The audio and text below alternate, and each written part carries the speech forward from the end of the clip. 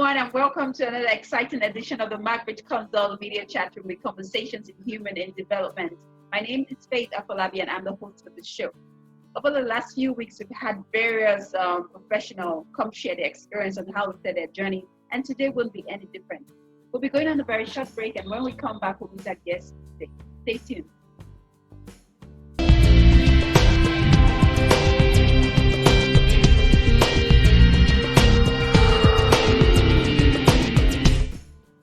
All right, welcome back from that short break, and you are watching the Margaret Consult Media Chat Room with Humans in Development, Conversations on how to set their journey, and we'd like you to meet our guests today. So if you're just joining in, please sit back, relax, call your friends, subscribe to our YouTube channel, and you get to hear more of what we do. So let's go. Trupti, can we meet you? Hi everyone, this is Trupti Ashtankar, and I am a wash professional working in this field from last almost 15 years. After completing my master's, I started working with a research organization, and after that, I did my MPhil in natural resource management and moved into development field. So that was my journey. Started with development field after completing my MPhil, and from the beginning, I had that passion working for people, working for communities, where you can directly see the results, what you are working on with different people, with different communities, and to have that sense of satisfaction working for people. So I always that had in my mind, and with that passion, I started my career in this field. Okay, so I would like to say, what are the opportunities out there for someone who is watching and wants to start a career in international development? Okay, yeah. So anyone who wants to do the career in international development field, like first and foremost thing, like they should have the passion within them that they have to serve the community, they have to work in the social sector for the cause of people.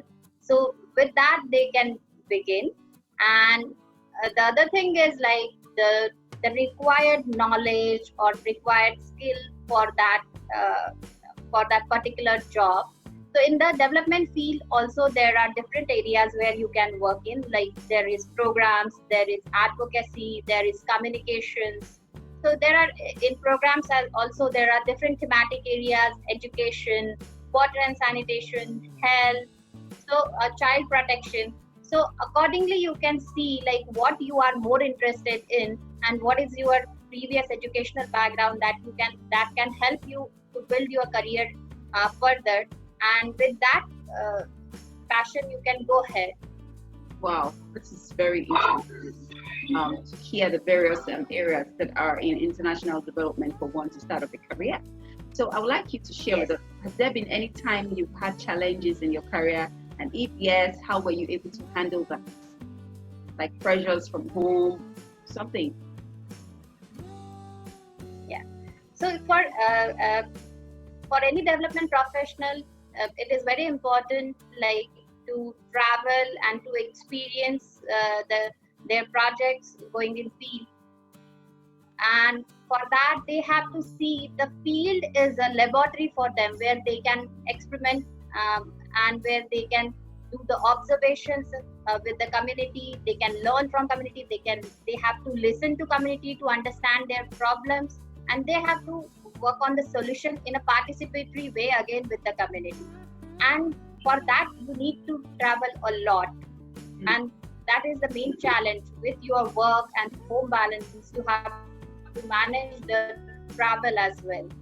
So that is a challenge mainly associated with the development field. The other thing is like you are working for a social cause which is directly impacting the lives of people. So you have to be careful, you have to take decisions very carefully, and you have to be on your toes because there are project deadlines, so you have to work. So those are the challenges, I would say. Okay. All right, guys. So if you're just joining, this is the Margaret Consult, and we've been having conversation with Trupti Ashtankar, and she is an international development worker with a UN agency. So she's been sharing with us her experience on how she started that journey, and I'm sure you can pick one or two lessons from there if you want to pick up a career in the non-for-profit sector. So Trupti, I'd like to ask you again. So do you have a mentor that has guided you through this journey? And if yes, how were you able to meet that person? While working in any job or in any field, the mentor is your senior, generally the senior, or anyone who is at that position in your organization who can guide you. So with every different position, I think I have different mentors who guided me and who gave me the chance to work in a better way, who gave me the free hand to work in my field, to try different ideas.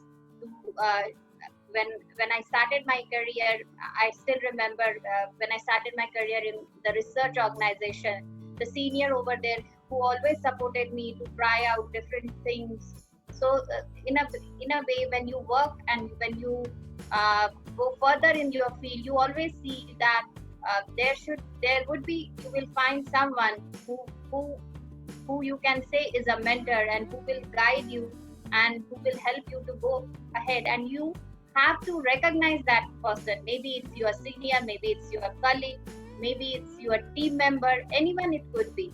And accordingly, you have to see. Yes, that I like what you said. Anyone could be your mentor, regardless of their age, as long as they're doing something that they are better at. Yes. And you want to.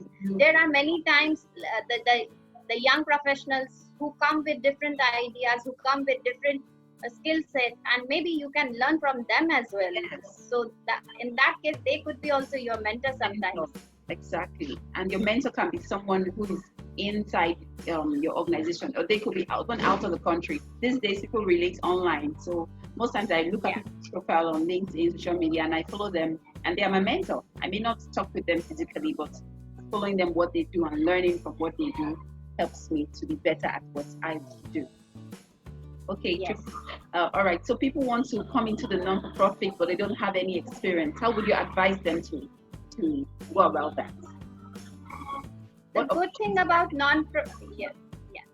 the good thing about non-profit, not-for-profit is not as such you should come from a particular educational background.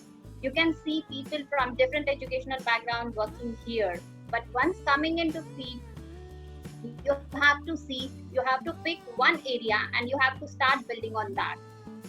So maybe you are from social sector, maybe from your science background, maybe you are from commerce background, and then you have to see in what area you have liking for, and accordingly you have to start working towards that area.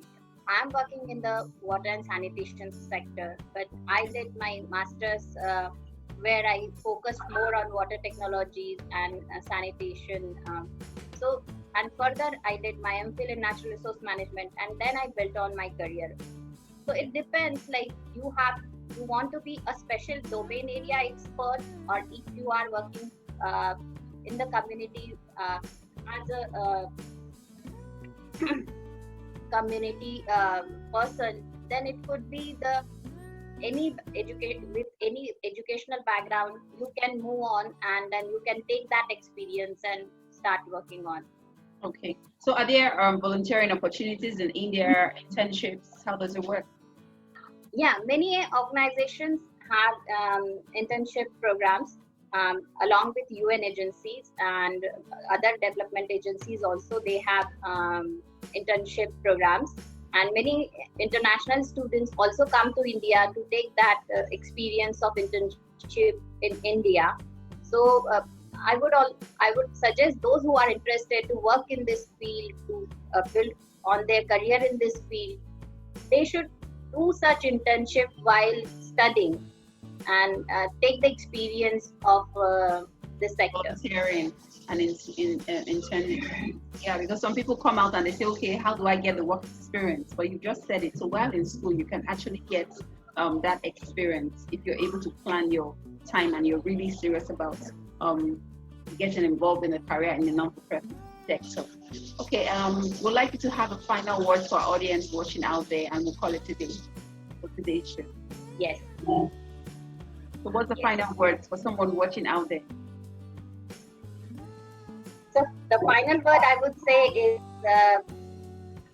you are welcome to this field. Those who are interested to start their career in this field, keep three things in mind.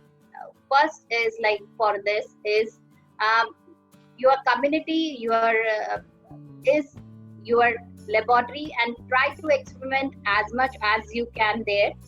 Invest your initial years with the community and try to learn as much as possible.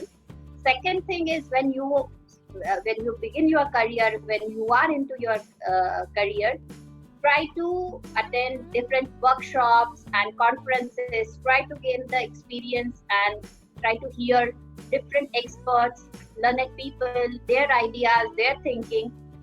And third is like try to do small courses which will sharpen your different skills, and as per the need of the hour you can take those small experiences through these courses and sharpen your skills. So these things I would say is a good way to start. Yeah, so you're talking about the community, attending workshop and sharpening your skills. So guys, these are not difficult to attain. If you put your mind to it, you can achieve it. You can have the career you want to have. You can have the best of life that you want to. Just have a plan and be consistent in your work. Thank you so much, Trupti, for joining us, and we hope to have you again next time. Faith, thanks a lot. Thank you so much. So if you're just joining in, we're sorry we've come to the end of today's show, but you can rewatch, go on our YouTube channel. We finished the first season and this second season. And so just sit back, relax, and tell your friends about it. And from me, it's a bye. My name is Faith Kolabili. Have a wonderful week, and bye.